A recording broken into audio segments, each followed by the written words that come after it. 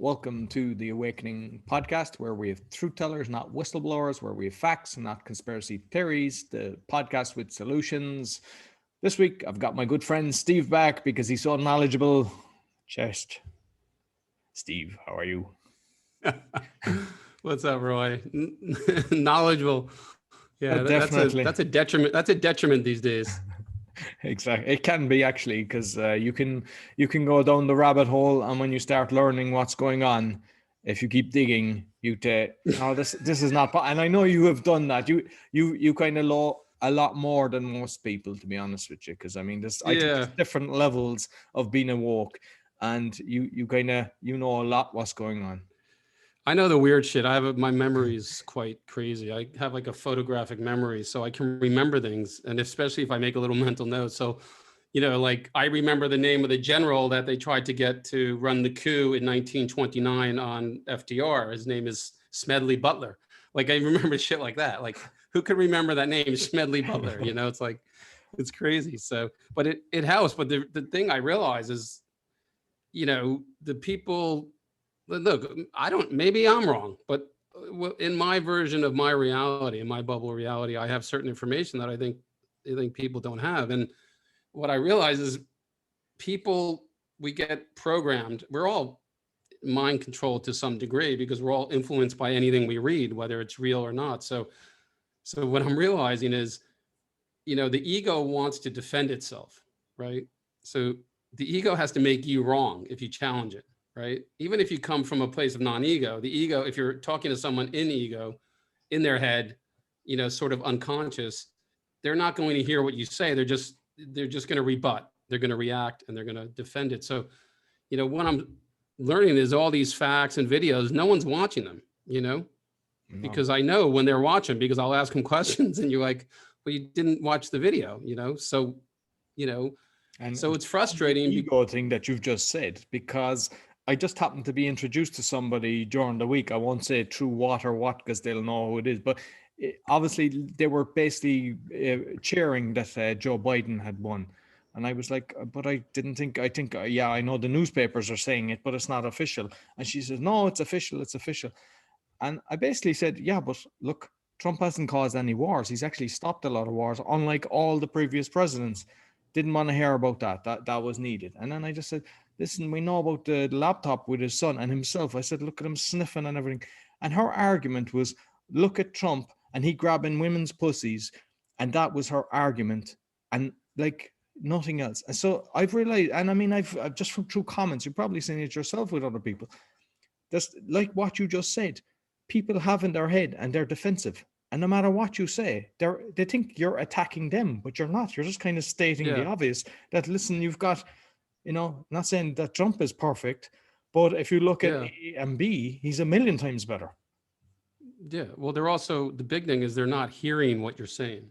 Yeah. They're not only is it hard because a lot of the stuff that we're talking about is sort of it's like going to university. Like you almost need to study this and get a degree in this. And if you don't have the foundation of information, there's, what we're doing, what you have to do is send out little sound bites, little bits of information. But for the most part, they can't hear it. It bounces off their head. They're just defending it. They're not really hearing it. They're not really listening. So it's difficult. And, even if you break it down, that it's not about political parties. Look, I'm not a Trump fan. Okay, that's what I try and tell people. Like, I'm against the New World Order. So even if you go from that standpoint, it's difficult because the immediate reaction, instead of responding and listening, the reaction is just defend and rebut, even if they don't know, even if it's not in response to anything you said. So, like Trump grabbed these girls, I hear a lot, and we're not really, this is not a Trump supporting chat. This is we're just on this topic, but, they'll say Trump's a dick. Well, he's a dick, right? So I'm like, okay, well, how is he a dick? Like, and they can't even answer it, like why he's a dick. So even my niece, they must listen to the news. Like, what does she know? She's 11. And what does she say about Trump? Trump's an asshole, and she's 11, or Trump's a dick. So it's the same sort of words that they use with the repetition and the neural linguistic program. Look, I'm not saying he's a great guy. I don't really know much about him. I don't watch his speeches, but um, I'm just frustrated that um, I think that this information everyone should know. That's my personal opinion. I think the world can benefit from it. I think awareness, it leads to awareness. It leads to being out of fear or in less fear, and it leads to everything from health to not having to be, I guess, played in fear. I mean, it's really all about the whole mechanism is there to just keep you and just divide you and have you in crazy amount of psychological oppression and fear. And once you know this stuff that we know, it's frustrating to see it, but you don't have to be affected by it. Exactly. And I'm mentioning it on nearly episode because I think I have seen it with loads of my friends and family and everything.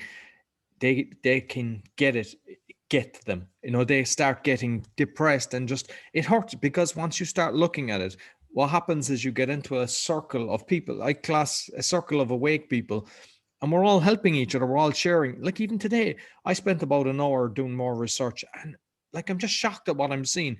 Like you think you know it, and it's like the onion. You're taking off different layers, but when I feel myself going, ooh, I've got enough, I have to step back and then just try to, look at the funny video or watch the comedy or something and just surround yourself with, somebody that's not awake, let's say, that the conversation. Because the other thing is, like, sometimes because you're awake, you're having the conversations when you meet up with your friends, and it tends to be about what you're knowing and the new stuff that you know, which doesn't really put you in the best of vibes. So you have to be kind of cautious of that as well, and not to go down that hole.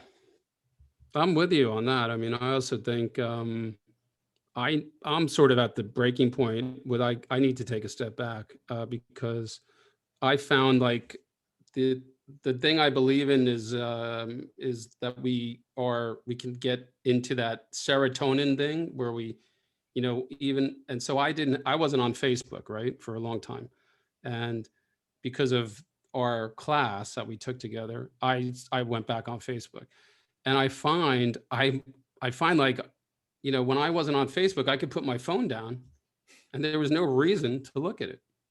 But now it's like, oh, fuck. I'm on this news feed and I'm like, why am I doing this? Like, this is draining the shit It's an out of me. addiction. I mean, I'm the same. I like there's times I'll say, look, I'm not looking at it. And you just want to reach out. And like we're conscious we shouldn't be doing that. And we're doing it. So, it just shows like the whole population And is actually doing that. I can feel like I'm mind controlled by this phone. Like I'm looking for a serotonin hit, or did someone get angry at something I said, or did someone agree? And I'm not looking for it, but you do go to your Facebook and say, what happened since I last posted, or this. So right there, you're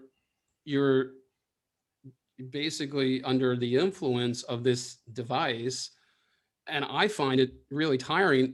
But then I come across that that sort of dilemma where I want to get information out, but then I realize like Facebook is a divide and conquer mechanism, and I just don't think anyone hears it. I don't think anyone sees it. Maybe one person, and maybe it's worth it for that. I think what's happening is, and I think the show, The Social Dilemma, kind of explains it well. That's on Netflix. But I mean, I see it myself because I track everything.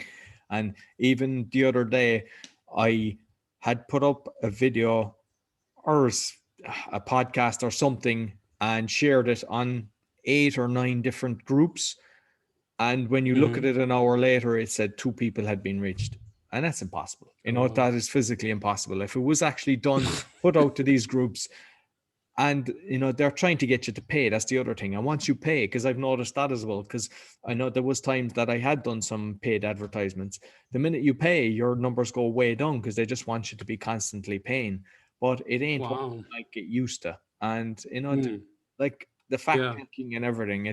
You've seen the fact checking. I mean, the stuff that we know is true, and they have fact checkers telling you it's not true. Fact checking is comical because these people are funded by the very people that you know, I mean, look, Snopes and PolitiFact, I mean, they're based in Washington. I mean, PolitiFact is based in Washington, D.C. You think they're not going to be biased? I mean, and stuff. So regardless of that, I mean, I think if you just break it down, like, if you think about it like this, there's a part of the other frustration is we know that they like to set fires over there, so they get everyone looking over there, and then while everyone's looking over there, they're doing stuff over here, and that's sort of part of their modus operandi. So, you know, while everyone's been flipping out over the election and Trump, which is just exhausting, you know, they have all these mandatory vaccine things and the army force testing things that they're basically either passing or trying to pass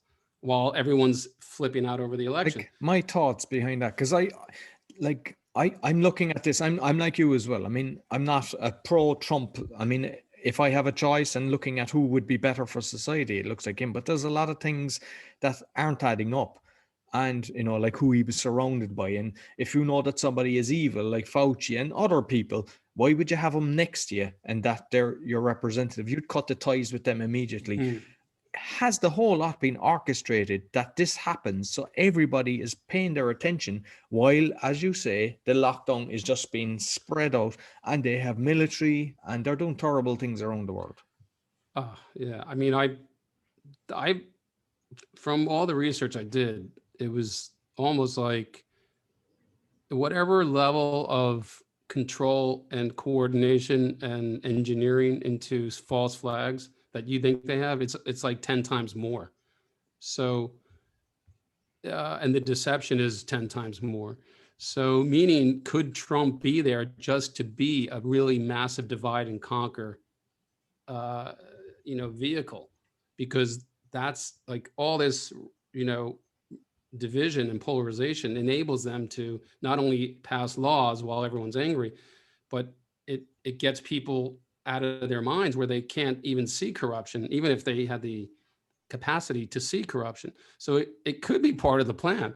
I mean, Israel was built by the Rothschilds. I mean, modern day Israel, every building there is a Rothschild built building. And, you know, I don't know if you'd say he's in bed with Netanyahu. I don't really watch TV, so I don't know. But I mean, regardless of that, if you break down what's happening, if you think about it, you know, the part of the distraction thing, like I said, is if you people could just stop and look and say, okay, you know, dead people are voting. You know, I said my dead grandparents voted, and they weren't even Democrats, and they voted for Biden. You know, so but you know, so if you think dead people are voting, right, even if one vote is fraudulent, the whole election should be a sham. But aside from the election, if you look at it, you know, the vaccine is being forced on something that has a survival rate of 99.8%. Okay. They admitted that they're counting COVID deaths as a COVID death, even if the cause of death wasn't COVID. I mean, the health experts have said this publicly, not one, not two, not three, all of them. Okay. They've sent letters to doctors to list the death as COVID, even if it's not COVID. So, you know, you have a vaccine for something that has a survival rate of 99.8%. You have everyone looking for a vaccine for this thing that has this nearly 100% survival rate. You have doctrines that you have to wear a mask when masks are known not to be able to stop, you know, viruses that are 0.1 microns. Nothing's going to stop it. They actually make it worse because it depresses your immune system. And then, you know, at 10 p.m., there's a curfew because I guess the virus knows that, you know, up till 10, it's not going to strike. So a curfew makes no sense.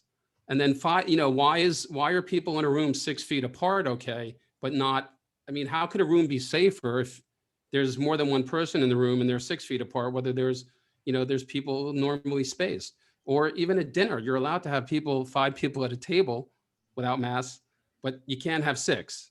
I mean, if you stop and break these things down, they're ludicrous, right? We know this. So I use the term 2 + 2 = 5, right? So the news and the media and the Boris Johnsons and the, you know, the Faucis of the world and the health experts and the scientists Neil Ferguson and all of them, they tell us 2 + 2 = 5. You know, we're going to count the death as a COVID death, even if COVID wasn't the cause of death. They tell that you on the news. So that's 2 + 2 = 5. If your kid tells you, if your kid comes up to you and says, Dad, 2 + 2 = 5, you know, if you hear that from your kid, you're going to tell them, no, that's wrong. You're going to question it. So all day, the media is telling the public, you know, you need to wear a mask when they don't protect you. You need a curfew when it makes no sense. You need to be locked down when this thing has a 99% survival rate. You need, there's dead people voting. And you don't, I mean, people don't accept 2 + 2 = 5, but that's what we're told all day. And if you just stop and think, like, okay, no, this isn't right. And it'll start there. How could it be right that why do we need a vaccine for something that is nearly, you know, has, you know, a 99, the CDC says it has a 99.8% survival rate. And so even if why the don't we start CDC is saying that, it's probably higher because they're always lying as well. Like, so if Well, they're exactly. coming out with that, you know, why don't we use umbrellas when it's not raining?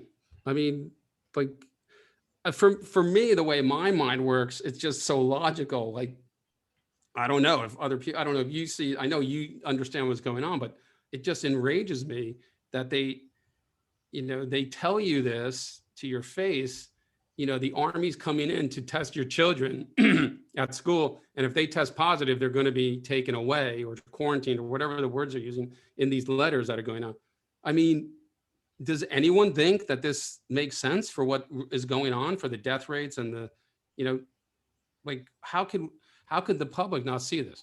and the other thing as well, they're saying this new Pfizer has a 90% success. Yet, is it how many years? Is it 70 or 90 years they've had a flu vaccine, and that's got a 40% success rate. So all of a sudden they've got this magic formula. I mean, like, that in itself will tell you 2 + 2 is 9 at this stage. Like, well, yeah. So okay, here, let's break it down. Okay, so I'm going to take a vaccine with a 90% success rate, that a 90% chance of surviving the vaccine, okay, for something that I have a 99.8% chance of surviving. I mean, you know, it's, I mean, I guess I don't go out. I guess, are there people that are still afraid of, you know? I think the problem is, Steve, is that people are reading the newspapers and they're listening to CNN, BBC, the RT in Ireland, and it's just, as you say, 2 + 2 = 5. And when you hear something enough times, they're believing it. And then their friends are telling them about it, and they all have this circle. Like, there's a lot of people that I know, and I am shocked that they're asleep. I class them as being asleep, because how you cannot understand this. Even when now there's organizations coming out with doctors that are basically saying, hey, this is fraudulent. There's nurses that are exposing it. They're basically saying people have been murdered because they're getting financial incentives. And yet people still think it's okay. So, like, I think the one thing you should do is get a hammer and smash your television, and then your kind of chances of waking up are a lot higher. Like, I mean, well, my TV, literally, I do not watch TV. It's been unplugged, literally unplugged. My TV is, I can't watch a movie on Netflix, because I always tell people, whether it's a cartoon, a kid's cartoon, or a movie, or a television show, if I always say, give me 60 seconds and I will show you the agenda being displayed, whether it's a gender confused child, whether it's martial law coming in, whether it's, you know, some you know, war or violence, or, you know, there's a symbol of Baphomet or a pyramid. And I personally can't watch TV, but you're right. I mean, this is what they watch, and it imprints on them, you know, whatever we, you know, it does imprint. I mean, even the stuff I read, I know I kind of get in, I wouldn't say indoctrinated, but there's something that resonates, and I believe that this is the way it is. And there's a part of me that doesn't want to think laterally, but I still do.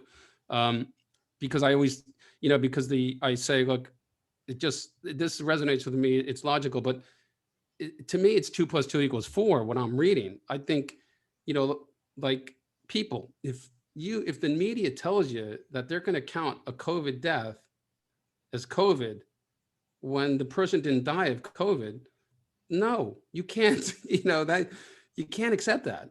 Like just that alone.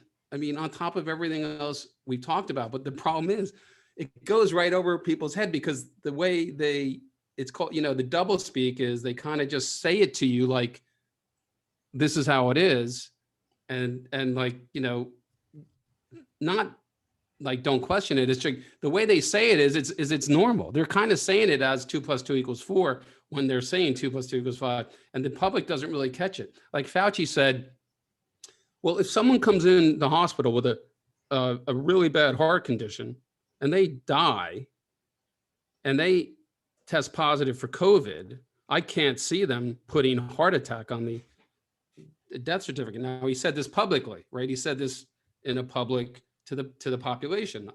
So, here he's telling the people, like someone comes in basically with, about to have a heart attack and he dies. I can't see them putting heart attack as the cause of death. Wait, no, that makes no sense, right? But he's saying it and people don't, they're kind of like, it's like a Jedi mind trick. It's like, it's like, yeah, don't put COVID, you know what I mean? You know what I mean, right? And then what's her name?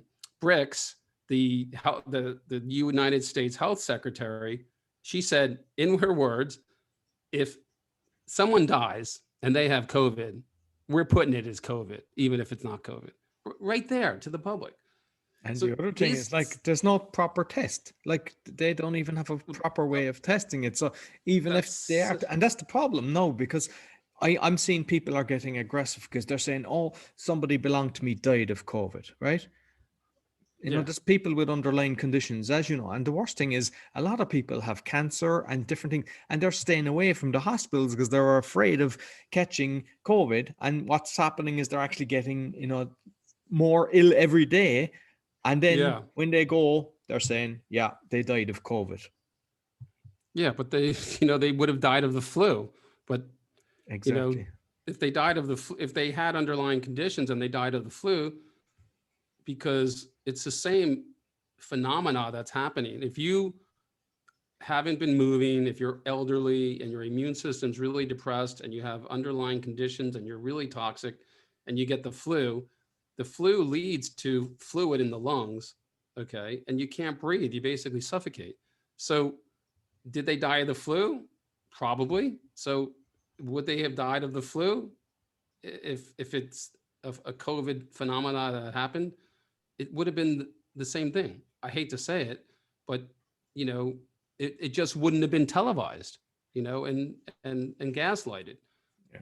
So I follow a guy, Ivor Cummins, an engineer that's actually, he's showing all the charts from years and basically comparing it with the flu. There's no different. If anything, it's down a bit because there's, less contact with people. So it's actually less. We've less influenza, which is the same thing than previously. I mean, 80,000 people died last year or in 2018 from the flu. Well, I hate to say it, but there never was a pandemic. It was media created, right? It was all feared about, Neil Ferguson said 65 million could die. And then it went to 2 million and then it went to, 500,000 or whatever it is. So, then you get back to the PCR test and people don't realize that coronavirus was was discovered in 1963, okay? And it's called the common cold. So there's many, many coronaviruses. We've all had them. If you've had the sniffles, you've had the coronavirus, okay? So what a virus is when your body's poisoned with something and we don't know what it is, but it could be a chemical, it could be from the air, it could be from the food, and these things build up. A virus is something that our bodies create.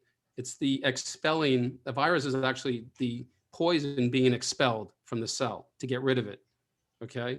So your body will tolerate so much poison before it has a viral cytokine storm and it starts expelling the poison. So even if you have the common cold, at some point, if you become viral, it's going to start expelling pieces of DNA and RNA that have coronavirus in them. This could have happened 40 years ago or 30 years ago, or it could happen today from the common cold, but not COVID-19. So what's happening is this COVID-19 test because the virus has not been isolated under Koch's postulate, where they have to take the virus, they have to put it into something, and it has to create the same disease, right? And they never isolated the virus. So in short, this test cannot test for COVID-19, which is SARS-CoV-2. So COVID-19 is the result of having SARS-CoV-2. Okay, so it can test for SARS-CoV-2, but it's also testing for any strain of coronavirus because the virus hasn't been isolated. So, and then the test should not be magnified more than 35 times.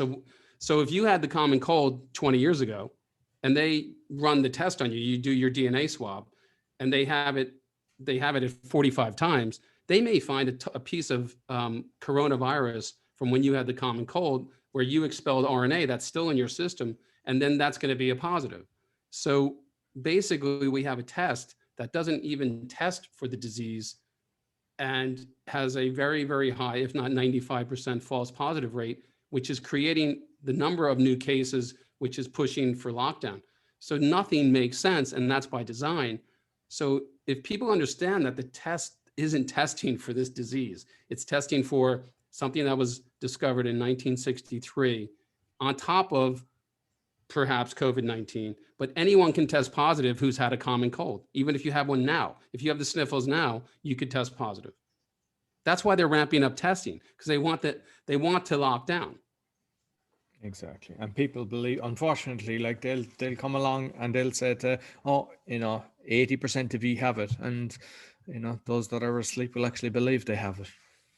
Yeah, I mean, the reason I explain that is because I think a lot of people are so caught up with hating Trump or liking Biden that they don't even understand what the test is. They don't understand, that the health experts said we're going to count COVID deaths as COVID. A lot of my friends didn't know that. I made them watch these videos and say, like, listen, watch, So I think it's important for people to realize, like, people that we trust and that are making huge decisions on our lives. My brother's going bankrupt, right? Because he owns trampoline parks, right?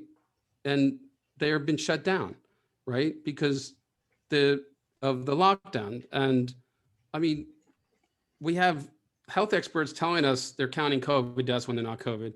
The PCR test has a 94% false positive rate, and people are going bankrupt. And this is affecting people's lives. My brother had to sell his house, all his stuff. So, like, there's serious consequences to people just on the television saying these things, because these are driving decisions.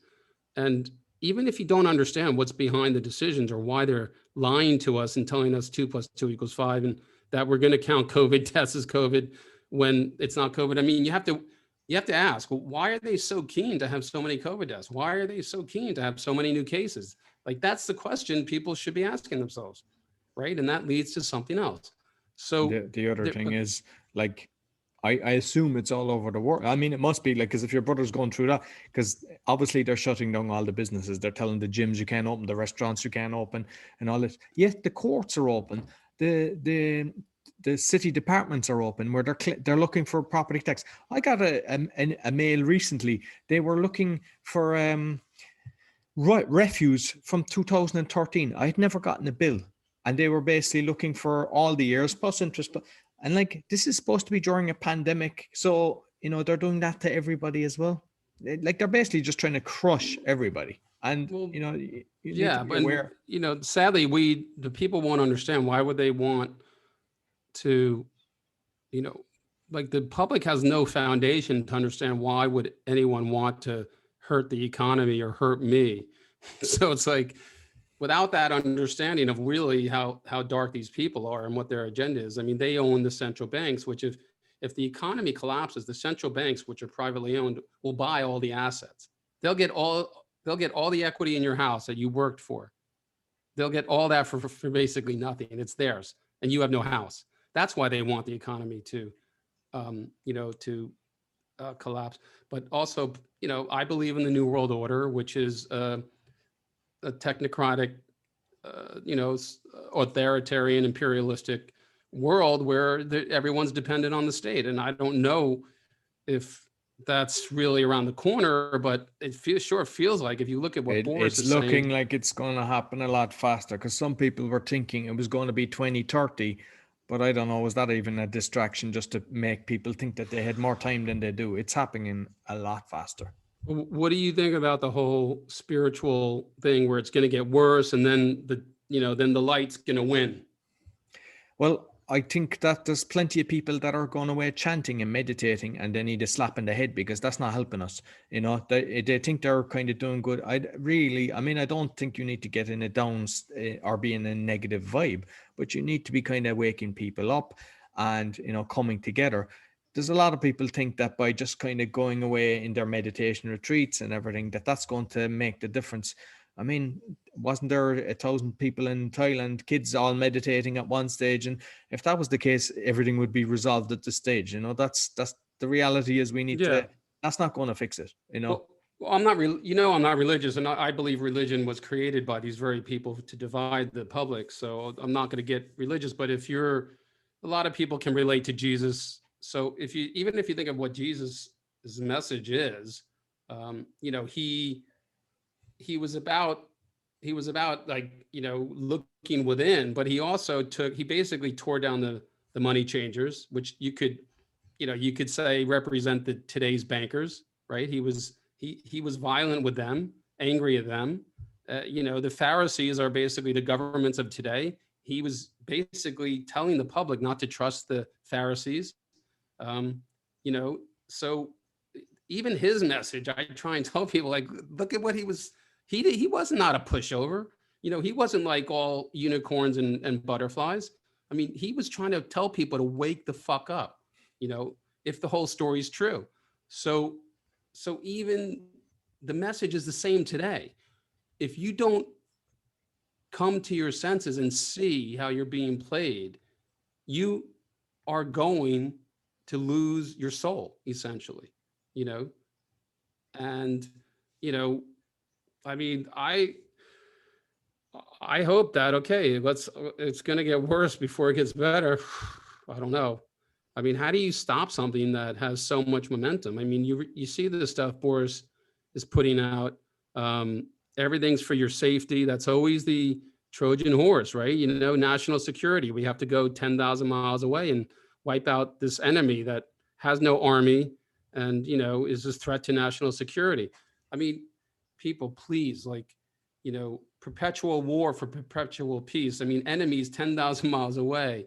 I mean, at some point you have to say, really? Like, this is buying me freedom? Be some war where civilians are being murdered? Like, I think a million Iraqi civilians were murdered all over. They showed us, remember, what's his name? Colin Powell.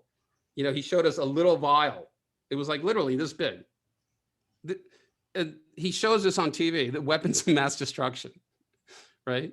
And that's it. That's all they had to do. That's all they had to show on the media they control. Weapons of mass destruction, a vial this big. They're going to get us if we don't get them. And that's it. These people are complete liars, so, I mean, I'm just sort of like at the point where I want to unplug totally, but you guys keep me going. So I don't know. I don't want to get vaccinated. I don't want to have to fucking travel and have something. Yeah, I'm refusing to travel because, like, there's a few things that I've seen with the PCR. One, a guy had actually analyzed it 800 times and found it looked like a nano chip. It's hard to confirm all this stuff, like, because sometimes there's some fake stuff coming out as well, but it's just kind of be aware. And the other thing is, like, that they're ramming it up your nose when they shouldn't. Like, it's for, like, if it was really just testing, but there are loads of the countries are actually they've signed in that they can keep your DNA. So the reality is, well, that's a whole, it's crazy. Yeah, they can keep your DNA. First of all, why do you have to ram it up my nose? My DNA is my fucking DNA. I mean, what's the difference between taking it out of my cheek? First of all, I've had 4 nose operations. I've been in car accidents, and they're not putting that thing on my fucking nose, even if the army comes here. I mean, so, nothing.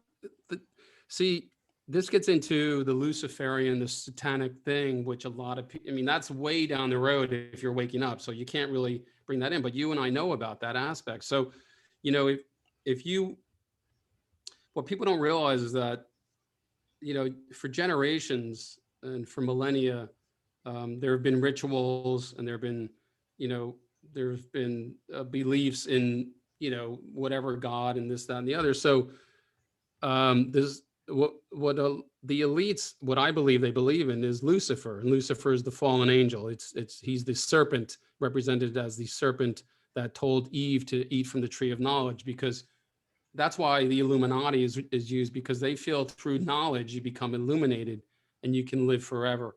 And that God told Eve not to eat from the tree of knowledge, right? So God was sitting there telling Adam and Eve, don't eat from the tree of knowledge. But this, you know, this fallen angel, this serpent, Lucifer, represented as the serpent, told Eve to, you know, to eat from the tree of knowledge. And so they look at Lucifer as a hero. I mean, all this is a bit crazy.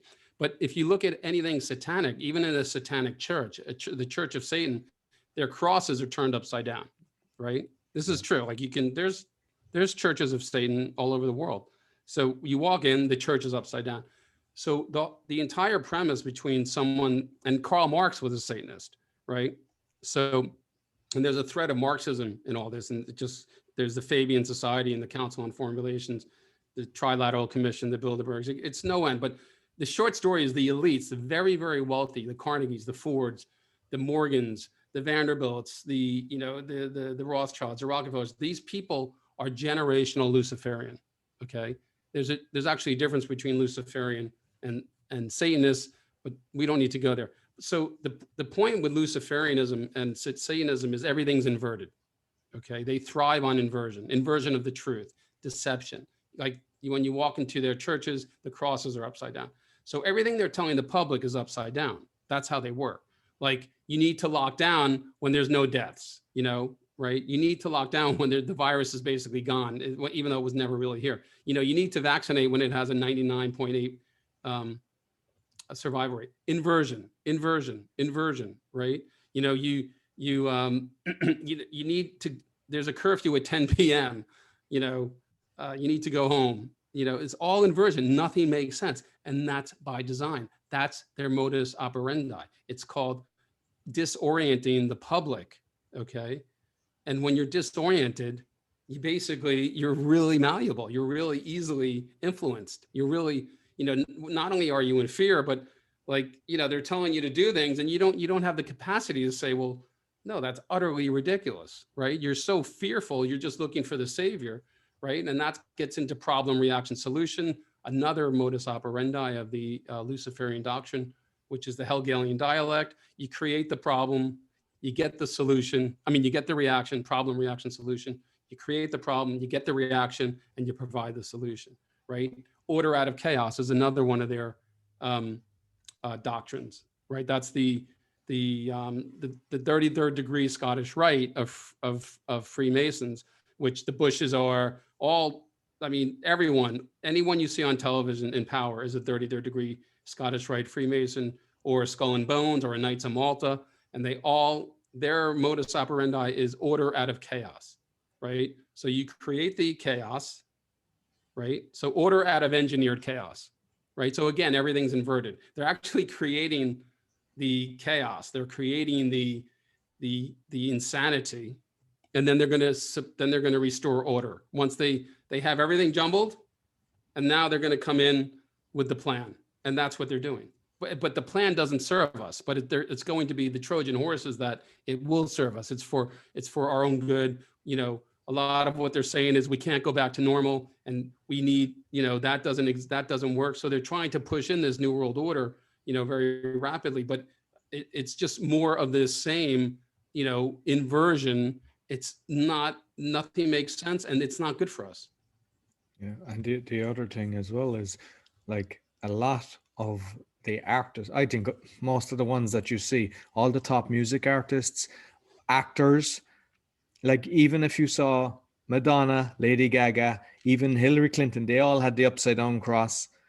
You know, it's And the same with actors and stuff. Like there's a lot of them now after being caught. I mean, Kevin Spacey, I think Spielberg as well, to like pedophilia. So like people start trusting a lot of these different people, and they base, even if you look at the elections, like say The Rock comes out and says vote for Biden, and if your brain tells you should vote for someone based on someone else saying it, that you need to kind of give an old knock on your head and say, why am I actually voting for someone based on an actor telling me, or a music artist? Totally agree. But that would be great if you could get to that point where you go, wait, why am I listening to The Rock? Who the fuck's The Rock? I mean, Walter Cronkite was one of the most trusted men. He's a Satanist, right? And he has a news clip. I'll send it to you where he's saying this publicly. And he basically says, the public's not smart enough to choose a leader. So we need the media to steer them into choosing a leader. This is like probably 25 years ago, right? And even then when you hear it, it's kind of like, it's that Jedi mind trick. It's like, yeah, the media needs to tell me what, it's sort of imprinting on you. The 2 + 2 = 5. Really, you see it as 2 + 2 = 4, and you don't question it. It's that subtlety. And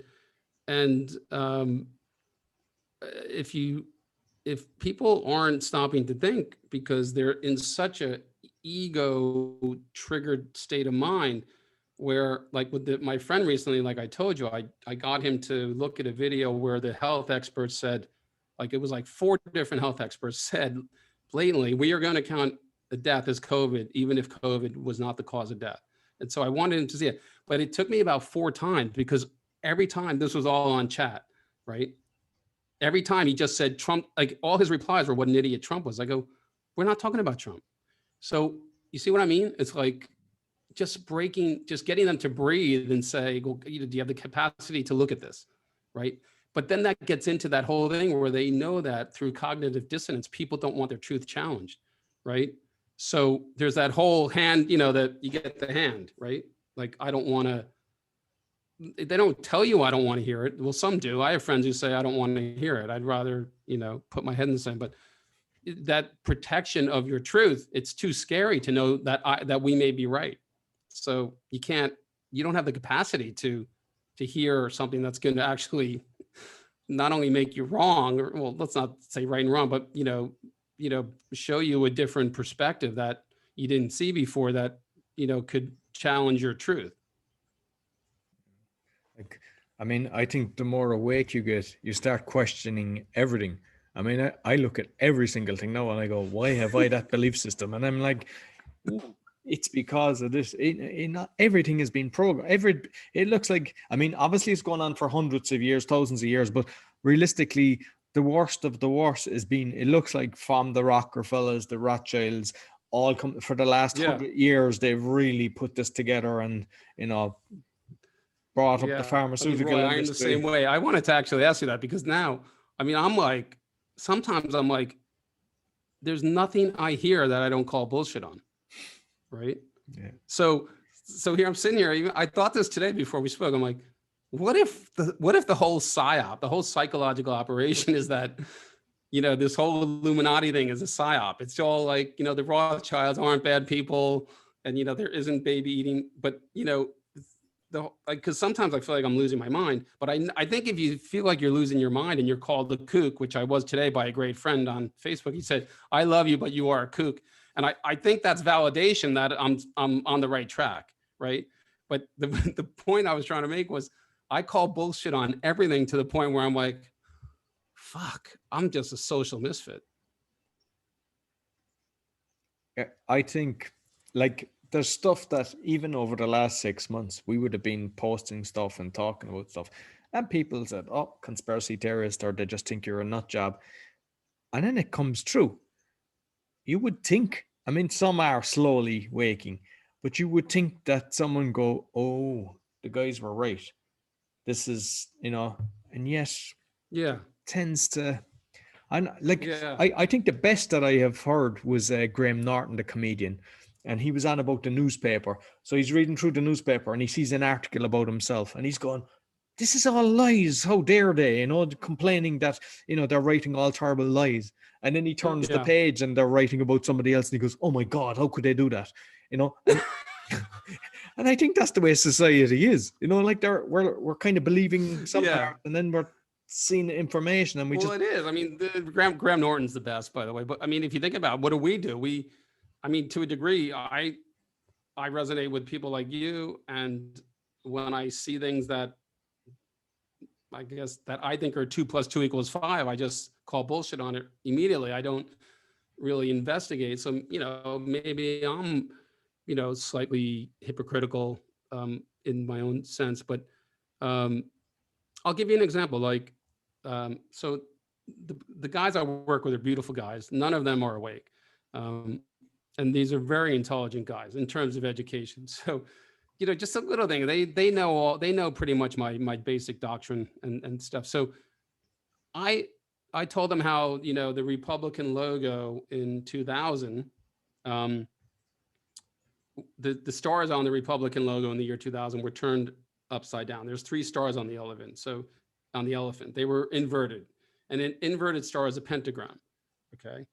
And a pentagram is a representation of Baphomet, which is the deity, the goat head with the man body that represents Satan, right? So, and it's in, all the Satanists wear upside down crosses, and it's pushing down man. It's turning the star upside down, because when a star is upright, the head of the man, if you look at a star, it has 1 point up. That's sort of the head of the man standing upright. So an inverted star is sort of pushing down the man into the ground head first, right? So he thinks, and then I told him that Trump, I think, reversed the stars for this year. I don't know if that's true, and I said that the DNC, the Democratic National Convention, are now using a Baphomet inverted star. That's a Masonic inverted star with Baphomet. They don't have Baphomet in the star, but it's an inverted star on the Democratic National Convention this year. You can go see it. So for me, that's a sign, like, that ties it all together. That's a small little thing. Like, the Bushes were Satanists.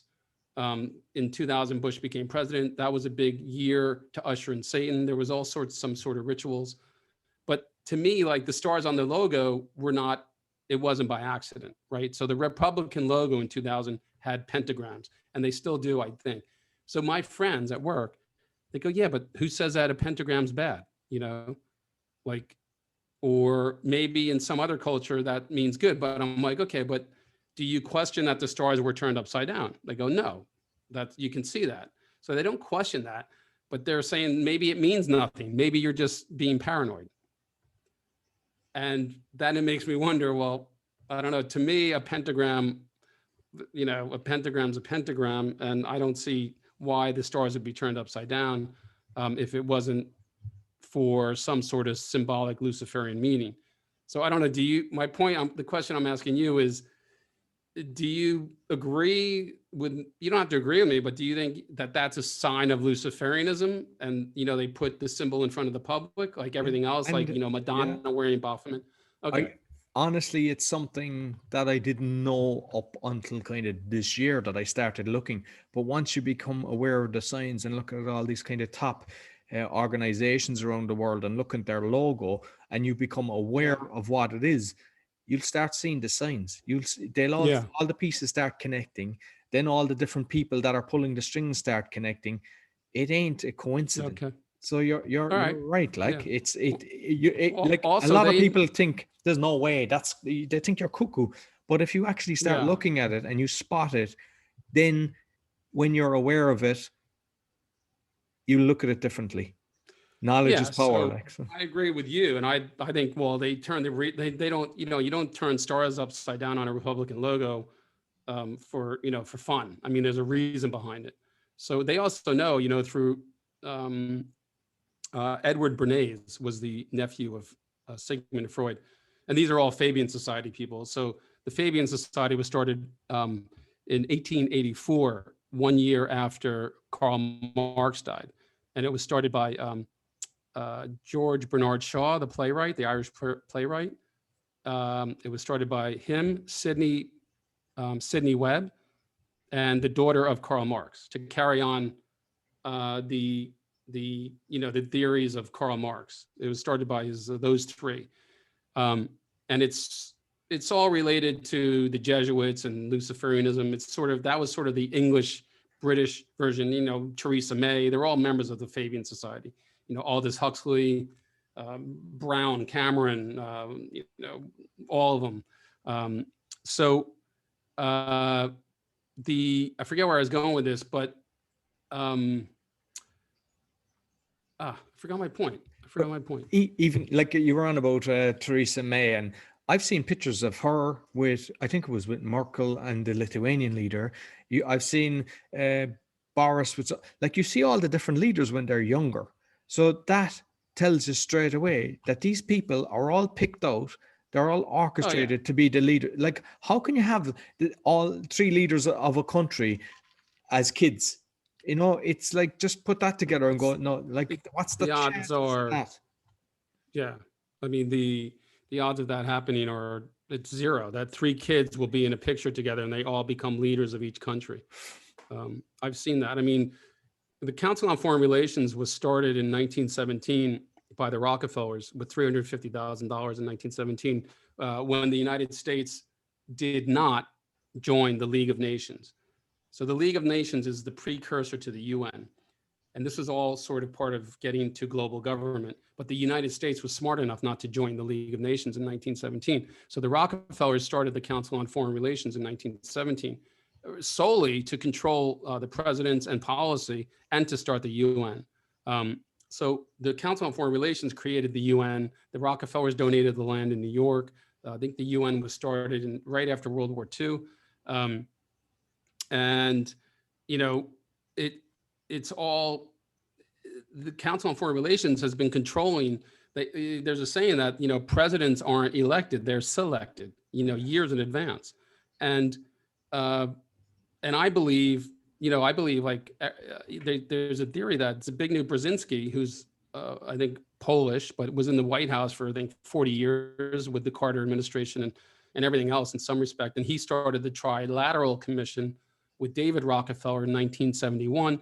The Trilateral Commission is about the New World Order and having three different areas of the world. The trilateral meaning, three different sections of the globe with the New World Order. You have the Amero currency, the Euro currency, and an Asian currency. And Zbigniew Brzezinski started the Trilateral Commission in 1971.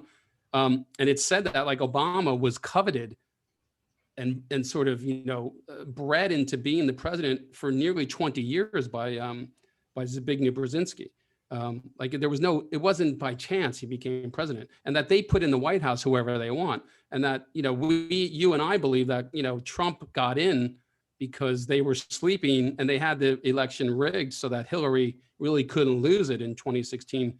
But that there was some sort of infiltration into the computer system and it made it a fair election and Trump got in. Whether that's true or not, I don't know. But it does feel like that Trump is the first president since nearly the creation of the Council on Foreign Relations in 1917 that isn't controlled by the Council on Foreign Relations, meaning the Council on Foreign Relations created the UN. The UN is the cornerstone of the New World global government, and Trump is not for the New World Order and global government. Hence the intense character assassination and anything to get him out of office, even starting a pandemic to create mail-in voting and usher in the New World Order, but it'll kill the election too, and we can cheat, right? I mean, these are sweeping, broad statements, but it's highly possible if you know what they did. I mean, they created, they've done 9/11. Every war is faked. So, I mean, the Vietnam War, we were never shot at in the Bay of Tonkin. So, where I'm going with this is the Fabian Society, is the extension of Marxism. And Marx was a Satanist. The Council on Foreign Relations was started by the Rockefellers in 1917, and they have literally controlled presidents and policy through the elites, like the Carnegie Foundation, and it's all the tax-free foundations that are the NGOs that are all steering public policy, right? But all these people are Satanists. They're Luciferians, and people don't realize that. It sounds insane, but I'm telling you, it's not. Hence, the stars on the Republican logo being turned upside down. Hence, the the pentagram being added to the Democratic National Convention this year. If you look at their logo, it's a pentagram. That's the Masonic pentagram. So I'm babbling on, but I'm sort of like, it's like I kind of like feel like, understanding the Luciferian aspect to these is so far down the road, but it's also an aspect to understand how far these people will go with their inversion and subversion of the truth, and how far and how dark that they can be to hurt and kill people and create wars and corral people and take their liberties away and shut down businesses. These people don't give a shit about the little people, which we are, right? They want all the wealth. They want everything on the top, and they don't give a shit. And so, but understanding how far they'll go is sort of, to me, you need to understand that they're like a religion. They believe in this whole Luciferian aspect, and that's why they're so dark and they are willing to do anything. No, absolutely. And if you go like back to Trump, like if I look at all the different things, I mean, we've already mentioned, look, he didn't cause any wars. In fact, he stopped some that were brewing. He also exposed the pedophilia and started saying he signed a document, and like he was surrounded by a lot of people saying they were going to vamp up on that. And to be honest with you, that definitely happened, because prior to him talking about that, very few knew what was going on with Pizzagate and other stuff like that. He really exposed it. So if you look at the different things that he's doing, whether you like him or not, to me, he's the only one that's actually doing something that's good in the world.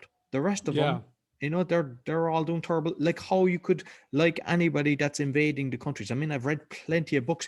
Even when they invade these countries, they destroy, Iraq and Libya. Like there's even military people writing about it, saying that they decimated the country, they destroyed them, and like they were basically, a guy with a stone, and they were attacking. They had jets worth billions against people that had no armaments. Yeah, I mean, like I said, Colin Powell, before they went into Iraq, he held this tiny vial of weapons of mass destruction. I mean, think of the lunacy, this little vial, right? He's showing the public this, we got to go 10,000 miles away and take out this guy. But you want to know what the irony is? You know who sold Iraq chemical weapons? America. You want to know who did the deal with Saddam Hussein? Rumsfeld, right? So the very vial he has, was probably the chemical weapons we sold Iraq. So at any rate, like you said, people don't realize over 1 million civilians were killed, condominiums destroyed.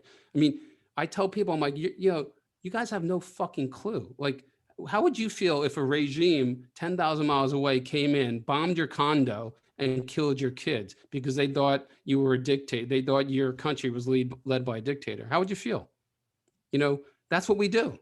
And it's all in the name of democracy. And that's the inversion. That's part of the Luciferian inversion. It has nothing to do with democracy, but that's the lie.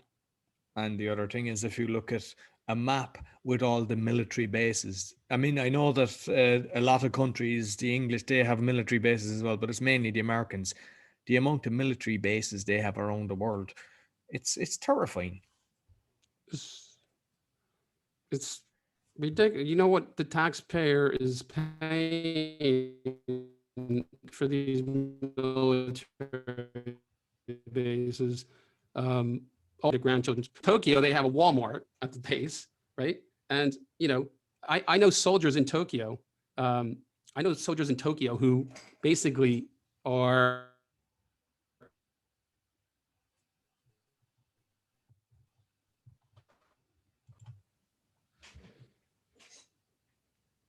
Yeah, so I was talking about bases in Tokyo, and they have Walmarts, and it's like some of the soldiers have apartments in Tokyo. We're paying for this, and like, what's the reason? It's all for control. And if the CFR were not steering policy through the Rockefellers and these elites for, like I said, the Council on Foreign Relations is the CFR. When I say CFR, I mean Council on Foreign Relations. They're the ones who pushed perpetual war for perpetual peace, right? All these fake wars. So what people don't realize is part of this global government, part of this New World Order, which is very prevalent, they need a central bank in every country, okay? Because they own the central banks and they need to control the money. So one of the first things that they did in Iraq was put a central bank in. Syria is about a central bank. That's the main thing. It has nothing to do with a dictator. And Venezuela is one of the last countries. But what I'm saying is if the CFR, the Council on Foreign Relations, started in 1917 by the Rockefellers, has all the elites, every president, Democrat or rep, has been a puppet to the CFR since the 1930s. That means that they're lying to the public, they're telling the public this, and they're doing whatever the CFR tell them. Okay, that's what a puppet to the CFR means. And again, Trump is not a puppet to the CFR. But if U.S. policy wasn't dictated by the Council on Foreign Relations and the Rockefellers and the Rothschilds and the elites, we wouldn't have any wars, right? There's no reason for these wars. They're all made up. It's all to stop communism. And the irony is the CFR and the Fabian Society are Marxist. So that's part of the inversion and the doublespeak. You know, they're going to stamp out communism when they're actually communists. But what they're doing is they're going to control the resources and put a central bank in, and they're also going to stop any dictator, well, any leader that is actually enabling the common man. Like in Chile, it was, I guess you could call it a socialist government, but he was for the people. He was giving out pieces of land to people, and he was helping the people, and they couldn't have that. I mean, they just can't have any progress for humanity or the middle class. So wherever there's any kind of progress, Nicaragua, Guatemala, Chile, Iraq, the Falkland Islands, no matter where it is, it always looks like there's a dictator and they're stopping communism, but that's the lie. That was the lie in Vietnam. That's the lie everywhere. And there's a great video called The Power Principle, if you want to understand it, or a book called Confessions of a Hitman. Yeah, I've read that. That's a very good yes, book. Yeah. So everything's inverted. America's as much of a democracy as I don't know, as Chinese. So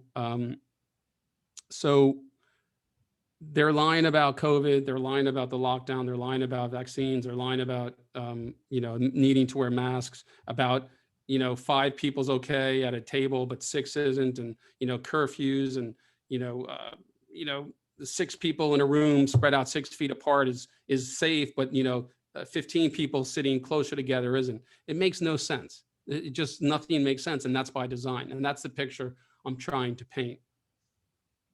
No, yeah. I think, Steve, we've given him enough today to scare the bejesus out of him. And well, I mean, the most important thing is, like, just by listening to that, because I mean, we both, we've done our own research separately, and we just kind of, when we met up, and it's not just us, there's a load of people. When you start looking at it, so it's just a case of, don't take our word for it. Just start doing the research, and get out your hammer, smash that television, and shut your TV off. Yeah.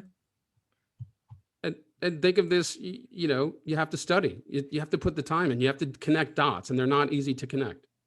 Exactly. So, Steve, we have to get you back in, again and get an update on what's going on. But listen, thanks very much. I'll put your description in the link below, like the last time. Yeah. But it has been wonderful, like always. Very good, very good. And we'll talk again. Roy, always a pleasure. Thank you. Thank you. So that's all for the Awakening Podcast. You'll find all our episodes on awakeningpodcast.org. We're also on BitChute and YouTube, and the links will be on the description below. Until next week, take care.